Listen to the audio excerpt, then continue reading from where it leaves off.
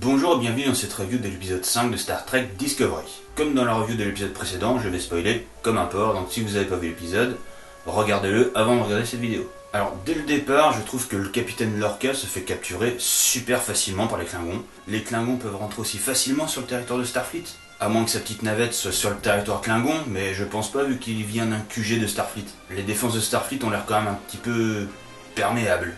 Par contre, on nous dit bien qu'aucun vaisseau de Starfleet ne peut rentrer dans l'espace des Klingons sans se faire détecter. Donc bon.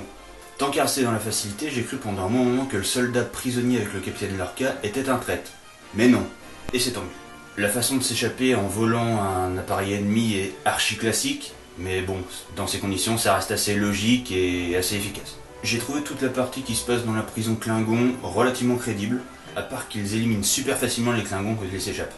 De retour en Discovery, j'ai recherché un peu et je n'ai trouvé nulle part que les tardigrades, les vrais qu'on a sur Terre, étaient capables d'incorporer de l'ADN étranger. D'ailleurs, je vois pas bien comment ce serait possible. La nouvelle explication du fonctionnement du moteur sporique est d'ailleurs pour moi toujours aussi fumeuse. Alors, on donne les coordonnées de l'endroit où on veut aller au tardigrade.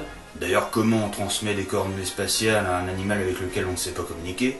Et comme le tardigrade a incorporé de l'ADN de spore, il est capable de commander le moteur sporique et de téléporter le vaisseau. Mais du coup, si les tardigrades terrestres peuvent aussi incorporer de l'ADN étranger, pourquoi ne pas en utiliser un? Ce serait un peu moins dangereux et un peu moins dur à trouver. Et pourquoi seuls les humains seraient compatibles avec l'ADN du tardigrade? Parce qu'ils font un système nerveux complexe? Mais n'importe quel mammifère a un système nerveux complexe. Je n'ai pas vu venir que le lieutenant Stamets se serait injecté l'ADN du tardigrade pour l'épargner. Ça donne un peu d'humanité au personnage qui était jusque-là très froid. Par contre, que le tardigrade se réhydrate dans le vide spatial... Un tardigrade a besoin d'eau pour se réhydrater. Réhydrater. Et bam, il se téléporte alors qu'il était à moitié crevé. Ok. Enfin bon, jusque-là, le gros défaut de cette série, c'est son approximation scientifique. On lui demande pas de faire dans la hard science, mais au moins que ce qui est montré soit vraisemblable.